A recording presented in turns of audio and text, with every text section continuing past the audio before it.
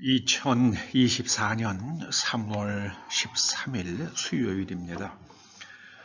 오늘 하나님께서 우리들에게 깊이 생각하고 마음에 새기라 주시는 말씀은 시편 127편입니다. 먼저 말씀을 함께 읽어보십니다.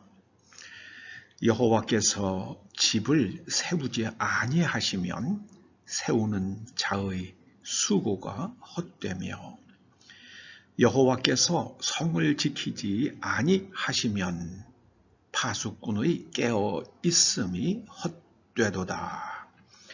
너희가 일찍이 일어나고 늦게 누우며 수고의 떡을 먹음이 헛되도다. 그러므로 여호와께서 그의 사랑하시는 자에게는 잠을 주시는도다. 보라, 자식들은 여호와의 기업이요 태의 열매는 그의 상급이로다. 젊은 자의 자식은 장사의 수중의 화살 같으니 이것이 그의 화살통에 가득한 자는 복되도다. 그들이 성문에서 그들의 원수와 담판할 때에 수치를 당하지 아니하리로다. 아멘.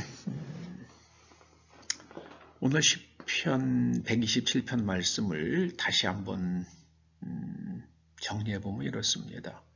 사람이 늦게까지 일하고 또 눈물 젖은 빵을 먹는다고 해서 집안이 일어나고 나라가 지켜지는 것이 아니다. 하나님의 법을 따라라. 하나님의 법을 따르라. 밤잠도 자지 않고 죽어라 일한다고 될 줄 아는가? 그것도 아니다. 하나님의 계명을 지켜 하나님의 사랑 안에 거하면 집안도 나라도 그리고 인생도 다 잘 될 것이다. 자식이 잘 되어야 한다. 사람은 늙는다. 늙어서는 하나님의 말씀대로 잘 성장한 자식이 나를 지킨다는 것을 잊지 말라. 자식이 잘 되기 원하는가? 그렇다면 네가 하나님의 말씀을 지키며 살라. 그 삶을 보고 자식들도 하나님의 말씀을 지키는 삶을 살 것이다. 이렇게 한번 풀어볼 수 있겠습니다. 예수님께서 친히 말씀하셨죠. 요한복음 15장 10절 말씀입니다. 내가 아버지의 계명을 지켜 그의 사랑 안에 거하는 것 같이 너희도 내 계명을 지키면 내 사랑 안에 거하리라. 우리가 어떻게 하나님의 사랑을 받을 수 있는가? 예수님께서 어떻게 하나님의 사랑을 받으셨는가를 보라는 말씀이죠. 그러면서 예수님께서 하나님의 사랑을 받으신 그 비밀은 하나님의 계명을 지킨 것이라 이렇게 말씀하십니다. 네, 우리 개신교에서 참 개신교 신학에서 너무 믿음을 강조하다가 이 계명을 지키는 것에 대해서 구약 성경이 이야기하고 또 예수님께서 친히 말씀하신 것조차도 믿음으로 다 덮어버리려고 그래요. 여러분, 믿음이 뭡니까? 믿음이 믿는다는 말을 언제 씁니까? 증거가 없어요. 입증을 할 수 없는데, 그런데 그렇게 그럴 것이라고 내가 마음의 태도를 정하는 것을 가리켜서 믿는다고 그러잖아요. 그 유명한 그 정신과 그 유명한 그 심리학자였던 융에게 기자가 물었다고 그러죠. 기자가 이렇게 보니까 융이 하나님을 믿는 것 같기도 하고 하나님을 안 믿는 것 같기도 하고, 그래서 이 기자가 융에게 당신은 하나님이 계신 것을 믿습니까? 하고 이렇게 물었습니다. 또 융이 개신교 목사의 아들이잖아요. 그 질문을 받고 잠시 생각하더니 이렇게 답했다고 그러죠. 융의 책에서 봤어요. 나는 하나님이 계신 것을 믿지 않습니다. 나는 하나님이 계시다는 것을 압니다. 나는 하나님이 계시다는 것을 압니다. 여러분, 하나님이 계시다는 것을 믿는 거는요, 믿는다는 그 말의 뜻은요, 하나님이 계신지 아닌지 내가 잘 모르겠어요. 입증을 할 수가 없어요. 그런데 하나님이 계신다고 내가 마음을 정하는 것, 그게 믿는 거예요. 그런데 융은 내가 하나님이 계신 것을 내가 안다 그랬어요. 제가 융의 책에서 그 말을 읽고 나서요, 참 재밌는 표현이다. 그래서 예수님은 하나님을 아셨을까? 하나님을 믿으셨을까? 그 성경을 쫙 살펴보니까는요, 예수님께서는 하나님을 믿는다는 말씀을 하신 적이 없더라고요. 제가 살핀 바로는 없어요. 혹시 예수님께서 그렇게 말씀하신 기록이 성경 어딘가에 있으면 제가 못 찾은 걸 좀 찾아서 알려주시면 감사하겠습니다. 예수님은 하나님을 아셨어요. 하나님을 믿으신 분이 아니에요. 하나님을 아시는 분이에요. 이 차원이 다른 거예요, 우리하고는요. 우리는 믿어요. 그러니까는 행하지 않아요. 믿기 때문에 행하지 않는 거예요. 알면은 하죠. 여러분, 2 더하기 2가 4라는 것을 믿으십니까? 아십니까? 알잖아요. 왜 그거 가지고 논쟁 안 합니다. 2 더하기 2는 4라는 것 가지고 논쟁하지 않아요. 아무도 논쟁하지 않아요. 예수님께서 그렇게 말씀하신 거예요. 내가 아버지의 계명을 지킨다. 왜요? 하나님께서 계신 거를 아시고 또 계명을 지켜야 하나님의 사랑 안에 거한다는 것을 아시니까 그렇게 하시는 거죠. 그리고 계명대로 하는 것이 하나님을 기쁘시게 하는 거니까요. 근데 우리는 모든 것을 믿음으로 다 덮어버리려고 그랬어요. 잘 모르겠는데 나는 이렇게 생각합니다. 분명히 이럴 거라고 나는 믿습니다. 그러니까는 우리의 삶과 우리의 말이 일치하지 않을 때가 나오는 거죠.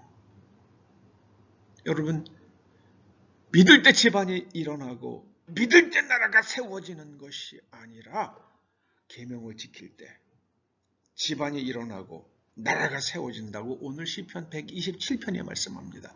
어디에 그런 표현이 있냐고요? 5절 말씀이에요. 이것이 그의 화살통에 가득한 자는 복되도다. 여러분, 이걸 읽었다가 히브리 말로 읽으면은요, 복된 사람이 있지. 어떤 사람이냐 하면 자식이 많은 사람이야. 그런데 어떤 자식이요? 내가 하나님의 말씀대로 똑바로 사는 것을, 그 삶을 보고 하나님의 말씀대로 똑바로 사는 자식이 많은 사람이 복이 있는 거야. 그렇게 말씀하십니다. 여기 복되도다라고 번역한 에쉐르라는 말이요. 이건 말씀대로 똑바로 행하는 겁니다. 이리 갔다 저리 갔다. 야, 부산 가라. 그러면 경부 고속도로 타고 부산으로 쫙 가야 되잖아요. 그런데 부산으로 가라. 예, 알겠습니다. 그러고서는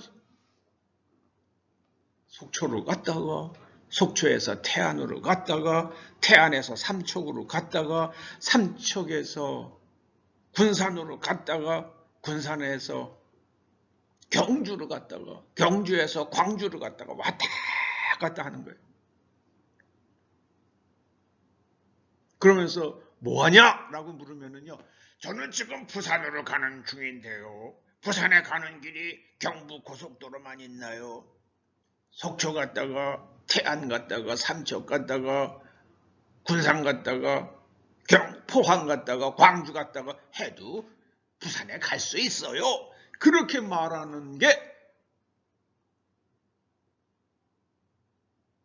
자기 생각대로 행하는 거예요. 그게 자기 생각대로 행하는 겁니다. 그런데 여기서 복이 있다고 말씀하시는 거는요, 예시야르라는 말은 이 시편 1편에 복 있는 사람은, 여러분, 복 있는 사람은 나쁜 놈하고 안 어울려요. 그리고 교만하지 않아요. 여러분, 저는 요즘에 우리나라 그 보건복지부나 윤 대통령 하는 거 보면은요, 한숨이 나와요. 아, 이거 의사가 좀 부족한가? 그러면은, 아이고, 우리나라에 있는 그 의협 대표들이든지 아니면은 윤 대통령이라고 주변에 의사 없습니까? 사람들 저 똑똑하신 분들 오라고 말해요. 각 대학병원에 뛰어난 사람들, 10명만 모이시라고 그래가지고요.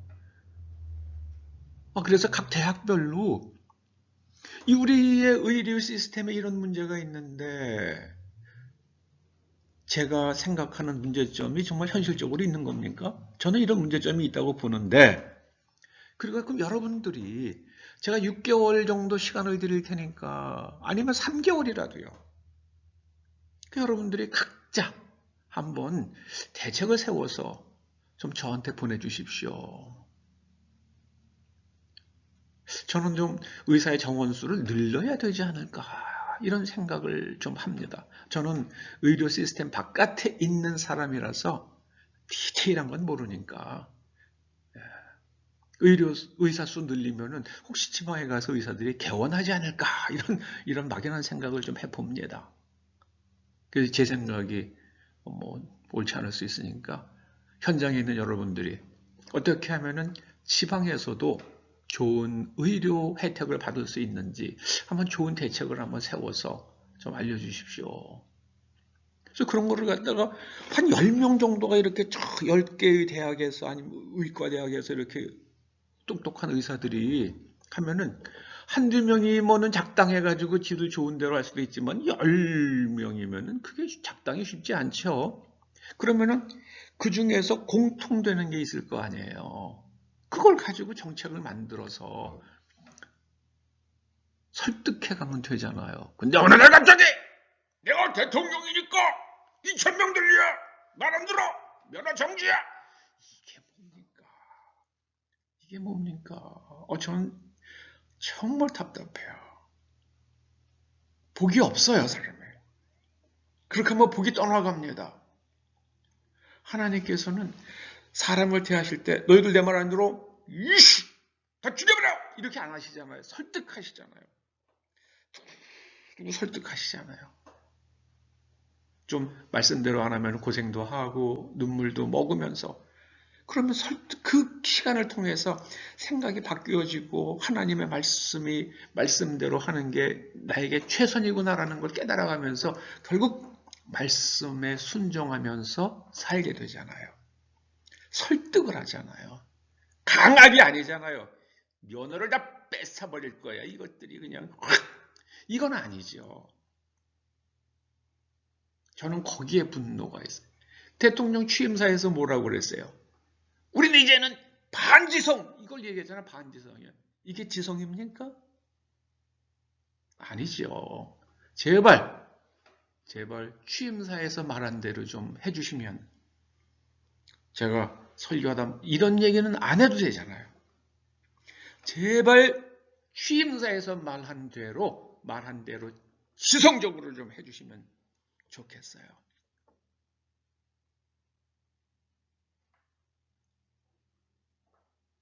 그래도 그분이 현 상황에서는 이 나라를 지키기에 최적의 사람이라고 생각하기 때문에 이런 말도 하는 겁니다. 여러분, 하나님의 말씀대로 사는 게 복입니다. 하나님의 계명을 지키는 삶이 복입니다. 예수님께서 하신 말씀을 잊지 마세요.